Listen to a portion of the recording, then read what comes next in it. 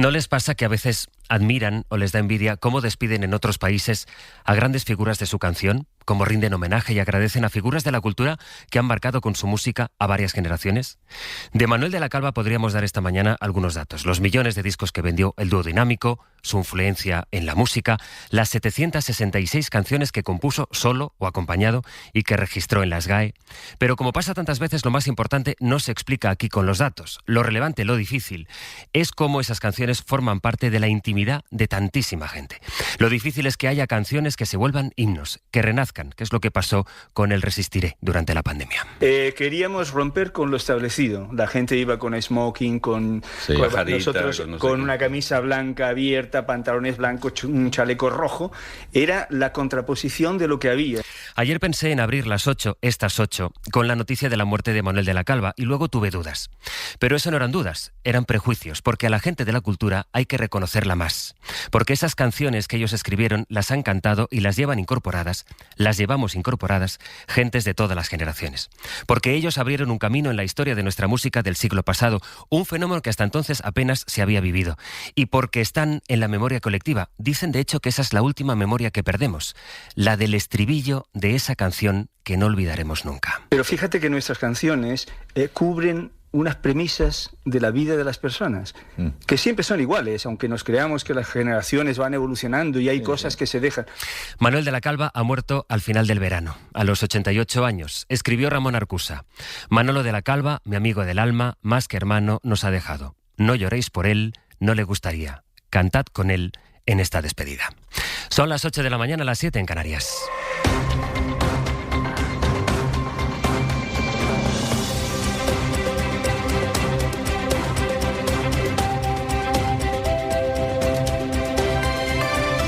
En la cadena SER, Hoy por Hoy, con José Luis Sastre. Hola, buenos días. Les hemos venido hablando estos días de los dispositivos de prevención y extinción de los incendios, de las quejas que se han dado, sobre todo en Castilla y León, por la precariedad que denuncian los bomberos, con contratos temporales y con un servicio en el que participan empresas privadas que, en algún caso incluso, buscaban en Internet personal sin experiencia. Bueno, pues esta mañana les podemos aportar un dato que parte de las cifras del Ministerio de Transición Ecológica. Castilla y León ha concentrado casi la mitad de las horas de vuelo de los aviones y los helicópteros del Estado en esta hora de incendios. Marina Fernández, buenos días. Buenos días, Sastre. Castilla y León ha necesitado casi el doble de horas de vuelo que Galicia, por ejemplo, que ha sido también otra comunidad muy castigada por esta ola de fuego. Y se da la circunstancia, Marina, de que ese gobierno, el de Castilla y León, no ha incrementado sus propios medios aéreos, o sea, los medios autonómicos, desde 2022, que fue el año en que ardió la Sierra de la Culebra. 22 helicópteros y un avión, esas son las aeronaves de extinción que Castilla y León despliega en temporada de incendios, y ni uno más desde la catástrofe de la Sierra de la Culebra hasta hoy. 4 años con los mismos medios, sin ampliarlos, como se puede consultar en la propia web de la Junta. Mientras, esta comunidad concentra prácticamente la mitad de todas las horas de vuelo que los aviones y helicópteros de transición ecológica han tenido que hacer entre el 1 y el 23 de agosto, según los datos a los que ha tenido acceso la cadena SER. Estos medios estatales de refuerzo, que actúan a petición de las autonomías cuando la emergencia sobrepasa sus capacidades, han intervenido en 14 comunidades, pero el 45% de las horas de vuelo han sido sobre Castilla y León. Galicia, igual de castigada por el fuego este mes, ha concentrado el 28%. Pero según los datos del Miteco, lo de este agosto no es una excepción. Desde 2019, Castilla y León ha sido la que más horas de vuelo de medios estatales ha concentrado todos los años menos 2, 2020 y 2023. Esta es la explicación que nos da la Junta, su director general de Patrimonio Natural y Política Forestal, José Ángel Arranz. Movilizamos una gran cantidad de medios desde el inicio. Por eso demandamos, además de nuestros medios propios, los medios del Estado para intentar hacer ese primer ataque de forma contundente y conseguir que el incendio quede en un conato, en una superficie menor de 1 hectárea. Hemos consultado con diferentes bomberos, nos explican que un conato no tiene la categoría de incendio forestal, que por tanto en ese supuesto no se solicitan medios estatales de refuerzo, como mucho podrían actuar de forma automática los de una base que esté a menos de 50 kilómetros, pero nunca estos refuerzos que hay que solicitar al Miteco. Seguimos en el abierto, Marina, gracias. Hasta ahora. Esta tarde comparecerá en el Senado precisamente la ministra de Transición Ecológica, Sara Agesen. Ayer lo hizo Margarita Robles, que fue la primera en esta serie de comparecencias que ha pedido el PP. ¿Dónde están los dirigentes autonómicos? ¿Por qué no comparecen en sus parlamentos? ¿Por qué se esconden? Yo no sé si ellos están de vacaciones, yo creo que no, porque yo los he visto y no están de vacaciones. Yo no voy a ser tan frívola como otros de decir que están de vacaciones, ¿eh? No lo sé, pero ¿por qué no comparecen los parlamentos? ¿Por qué tienen miedo? Javier Bañuelos, buenos días. ¿Qué tal, Sastre? Buenos días. La ministra rebatió la falta de medios que denuncia el Partido Popular. Lo que hizo fue recordar que las competencias de extinción, de prevención, las tienen las comunidades. Sí, hacia ellas dirigió su mayor reproche. Según la ministra, la UME ha tenido que actuar ante la inactividad de las propias comunidades autónomas. Yo no voy a dar lecciones a las comunidades autónomas. Es su obligación hacerlo. Y desgraciadamente no lo están haciendo. No están invirtiendo lo suficiente en prevención, según la ministra. Comunidades con las que la coordinación fue perfecta, dijo, hasta que Feijóo quiso hacerse la foto orquestando una estrategia para presionar al gobierno con medios ingentes. Me sorprende que en media hora, a partir de las 21 horas, de las 3 comunidades autónomas con las que se llevara trabajando, pues vieran unas necesidades de medios. Unas necesidades de medios muy en abstracto, con unas cantidades bastante increíbles. Medios que pidieron y que no utilizaron roles. Puso incluso varios ejemplos, uno de ellos los 20 helicópteros de transporte urgente reclamados por el gobierno de Mañueco. Llegan a la zona el día 22, todavía no habían realizado transporte alguno, pese a que se suponía que eran tan importante la realización de esos transportes. El PP se quedó prácticamente solo en su estrategia, solo Vox le ayudó, cuestionaron la ronda de comparecencias el resto de grupos, que hoy continuará con la ministra de Transición Ecológica, Sara Agesen. Seguimos en el abierto también, Javi, gracias. Un abrazo. Sobre la posibilidad de un pacto contra la emergencia climática que pide el propio Pedro Sánchez, es muy explícita la frase que dejó Miguel Tellado ayer en Antena 3 sobre la directora de Protección Civil, a la que Elías Bendodo, del Partido Popular, vicesecretario de su propio partido, había llamado pirómana. Puede ser que al frente de la Dirección General de Protección Civil haya un hooligan en favor del Partido Socialista que, en vez de atender a su trabajo con criterios técnicos, esté haciendo política desde un puesto tan relevante como es la Dirección General de Protección Civil. Y todo esto mientras el fuego sigue. De hecho, se complica en algunos puntos. En Castilla y León hay 20 fuegos activos, 6 de ellos del nivel de peligrosidad más alto, el 2. Ha empeorado la evolución de los incendios, sobre todo en León, con nuevos desalojos. Redacción en Castilla y León, Eva Marín, buenos días. Buenos días. Hoy se confía en poder avanzar en las tareas de extinción tras el descenso de las temperaturas esta madrugada, pero habrá que aprovechar esta ventaja meteorológica porque de nuevo esta tarde se prevén rachas de viento que ya ayer complicaban la situación en Fasgar Colinas y sobre todo en el incendio de Anllares, que volvía a grado 2 tras desalojar de nuevo el pueblo de Anllarinos. Mejora Garaño, que hoy podría bajar a nivel 1, y el incendio de Porto, que afecta a Zamora y León, se ha conseguido la vuelta a casa de los vecinos de la Baña en la parte leonesa. En Asturias, un nuevo incendio declarado ayer en Ibías ha provocado la evacuación de 2 localidades. Hay otros 5 incendios que siguen activos. Asturias, Pablo Canga, buenos días. Buenos días. Cuando la expectativa ayer era poder controlar casi todos los fuegos activos, a media tarde saltó la noticia de un incendio seguramente provocado, el segundo en 24 horas, en el suroccidente asturiano. Ha sido en Ibias, donde casi 30 vecinos no han podido dormir en su casa ante el rápido avance del fuego, cuyo humo hacía irrespirable el aire en las localidades de Villamayor y Villarcebollín. Cuando ya habían comenzado a retirarse los refuerzos llegados de Andorra o de Grecia, Asturias ha visto de golpe cómo se doblaban los fuegos. Hay 6 activos y, de forma inconcebible, parece que varios de ellos iniciados por los pirómanos. Situación en Galicia, donde avanzan ya a gran velocidad ahora los incendios en Lugo. Ayer se declaró otro, el segundo en 2 días. Peligran algunas viviendas, aunque de momento no ha habido desalojos. Radio Galicia, Íñigo Caínzos, buen día. Buenos días, Astre. El último incendio es el de Afonsagrada, que tiene en vilo a los vecinos de Aguiar, aunque se confía en que la limpieza del entorno pueda ayudar al combate contra las llamas. En la Pobra do Brollón afecta también al municipio de Quiroga y tiene a 3 localidades amenazadas. Por eso ahí sí que está declarada la situación 2 de alerta como medida preventiva. Han ardido 800 hectáreas. El foco está ahora en la provincia de Lugo, aunque en Ourense sigue activo el Carballera de Valdeorras con 5.000 calcinadas. Lo bueno es que en esa provincia, ya después de 2 semanas, no tiene activada la alerta 2. Para que se puedan hacer una idea de la magnitud de la tragedia, la declaración de zonas afectadas por una emergencia de protección civil abarca a 16 comunidades autónomas españolas. Aunque el episodio de emergencia no ha concluido, como es se lo he señalado, es evidente que estamos ante una de las mayores catástrofes medioambientales de los últimos años. Esto dijo ayer el ministro del Interior, Grande Marlaska. El Gobierno aprobó ayer en la reunión del Consejo de Ministros, la primera después de las vacaciones del verano, el mecanismo de ayudas para las zonas que ha declarado afectadas por catástrofes, los incendios, pero también las inundaciones. Estamos hablando de ayudas que son de 18.000 euros por persona fallecida o de 15.000, un poco más de 15.000 euros cuando se ha perdido la casa.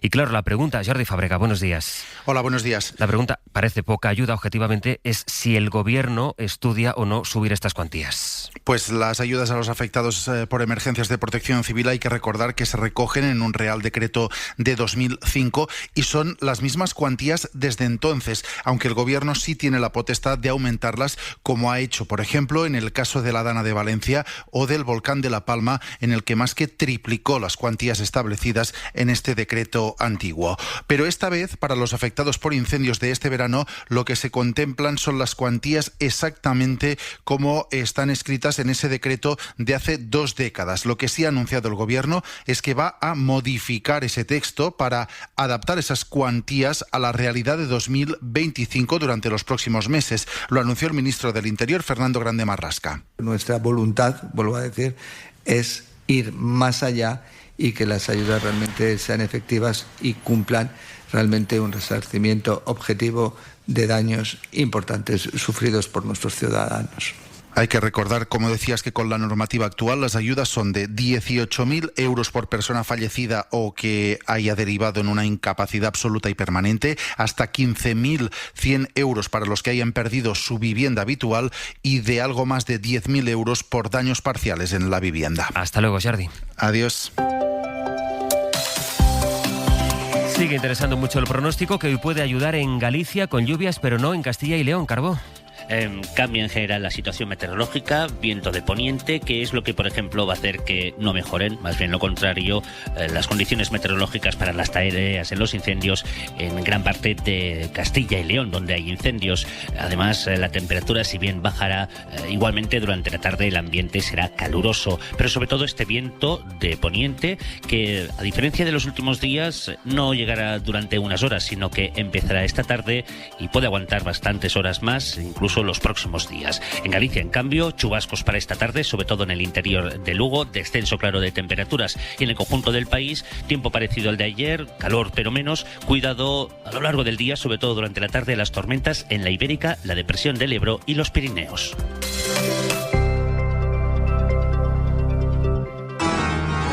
El seguro de coche eléctrico de Línea Directa es uno de los mejor valorados entre sus clientes. Sí, entre los del mundo real y los de Nevermore, donde vive Miércoles Adams. Equilicua tipo directo, así que si tienes un coche eléctrico... Sin importar si lo cargas en tu garaje o con los rayos de una tormenta. Llama al 917-700-700 o ven directo a lineadirecta.com. Cámbiate y te mejoramos el precio de tu seguro directamente.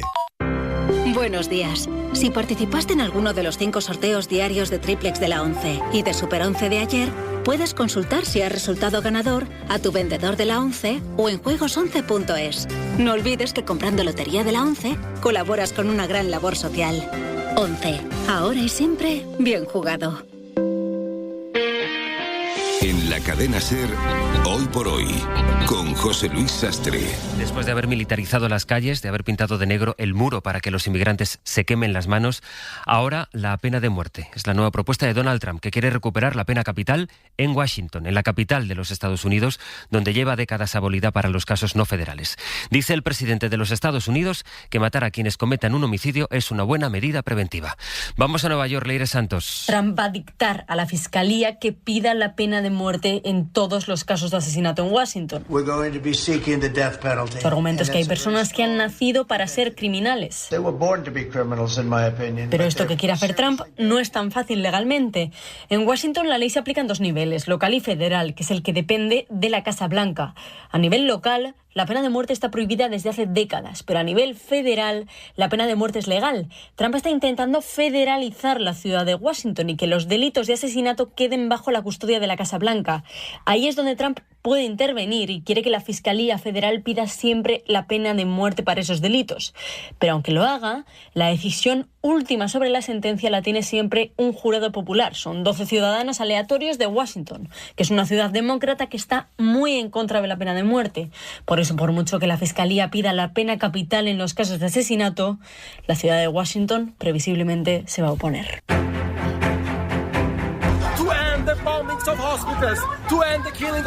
Es el sonido de Israel, una vez más, donde miles de personas han vuelto a pedir a Netanyahu que acabe con la invasión y el genocidio en Gaza, que busque un acuerdo y que libere a los rehenes. Pero sus planes siguen sin cambiar y recrudece la ofensiva sin pronunciarse, ni tan siquiera contemplar por ahora las propuestas para un alto el fuego. Pablo Morán, buenos días. Buenos días. Israel no concede tregua a pesar de esa contestación interna. El Gabinete de Seguridad de su gobierno ni siquiera estudió este martes la propuesta de alto el fuego que hay sobre la mesa y mantiene el asedio sobre la franja, particularmente en barrios de Ciudad de Gaza. Estados Unidos pospone el objetivo final.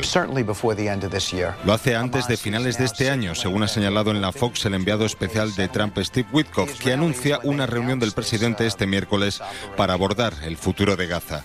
Las fuerzas de defensa israelíes justifican su ataque al hospital Al-Nasser del lunes. Su investigación preliminar se ampara en que Hamás utiliza cámaras en sus labores de vigilancia. La que atacaron el lunes pertenecía a uno de los 5 periodistas asesinados en el ataque. Me tienes contenta. Estamos cansados de que cada vez nos subas más el precio del seguro. Pues nosotros nos vamos a la Mutua. ¿Contento? Vente a la Mutua con cualquiera de tus seguros. Te bajamos su precio sea cual sea. Llama al 91 555 5555. Vente a la Mutua y todos contentos. Condiciones en Mutua.es. Si hay Don Simón, nos quedamos. Tinto de verano, Don Simón.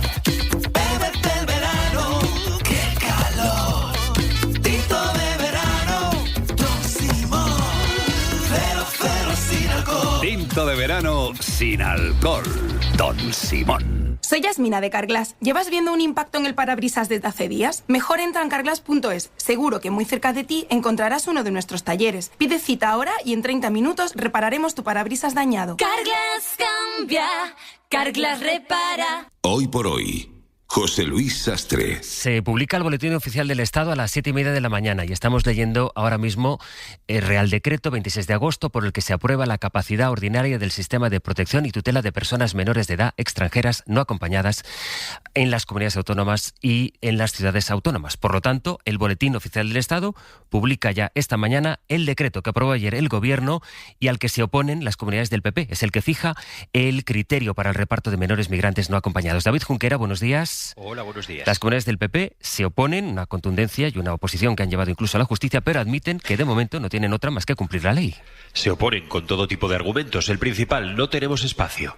Si de verdad quiere mandar estos menores de Canarias, que sea el gobierno de España el que diga dónde y que diga en qué condiciones, porque aquí ya no hay centros. El segundo es un reparto partidista. No tiene sentido que en este reparto Cataluña prácticamente sea simbólica la acogida que hace y el País Vasco prácticamente no existe. Se quejan también de que no han sido informados y de que lo único que saben es vía prensa. Los hay que llegan a decir que los menores son un problema para todos. Y estamos absolutamente sobresaturados en cuanto a poder atender a estas personas, como digo, como se merecen, ¿no? Y son un problema para todo el mundo. Hemos escuchado por este orden a la Balear Proens, que estuvo anoche en hora 25, al andaluz Juanma Moreno y a la consejera de Sanidad de Ayuso, Fátima Matute, pero a pesar de las pataletas, el final lo resume el murciano López Miras. Se va a cumplir la ley. El gobierno de la región de Murcia va a cumplir la ley. Estrictamente, escrupulosamente, por supuesto. No solo lo hará Murcia, lo reconoce hasta Génova, lo harán todas, aunque sea rastras y con Vox presionando, pero al mismo tiempo van a dar la batalla en los tribunales. Sastre. Junquera, gracias. Gracias. Pues en el Reino Unido, el líder ultra Nigel Farage propone aplicar allí las políticas de Donald Trump y que los tribunales no puedan bloquear las deportaciones. Corresponsal en Londres, Lucas Font. Nigel Farage está aprovechando el creciente descontento con el uso de hoteles para solicitantes de asilo para lanzar sus proclamas xenófobas y racistas. Entre entre ellas la vinculación injustificada entre la inmigración y la criminalidad, un argumento que ha utilizado en la presentación de su ambicioso plan de deportaciones masivas. Estas enormes cantidades de personas constituyen una amenaza, ha asegurado el líder populista, quien ha calificado de invasión la llegada de inmigrantes a través del Canal de la Mancha. Farage prevé expulsar a hasta 600.000 personas en un plazo de 5 años, incluidas mujeres y niños, así como construir un gran centro de detención para 24.000 inmigrantes, aunque no ha especificado en qué parte del país piensa hacerlo. Para lograr sus objetivos, los populistas pretenden abandonar la Convención Europea de los Derechos Humanos, derogar la ley doméstica en esta materia y dejar de aplicar en el Reino Unido el Estatuto de los Refugiados de la ONU, unas propuestas que cruzan todas las líneas morales, según las organizaciones de derechos humanos, y suponen un regalo para los regímenes represivos en todo el mundo. Ya hablaremos esta mañana en El Abierto, nuestro tiempo de análisis que compartiremos con Joan Subirats, con Ruth Ferrero y con Víctor Lapuente. Así llegamos a las 8:20 de la mañana, ahora son las 7:20 en Canarias.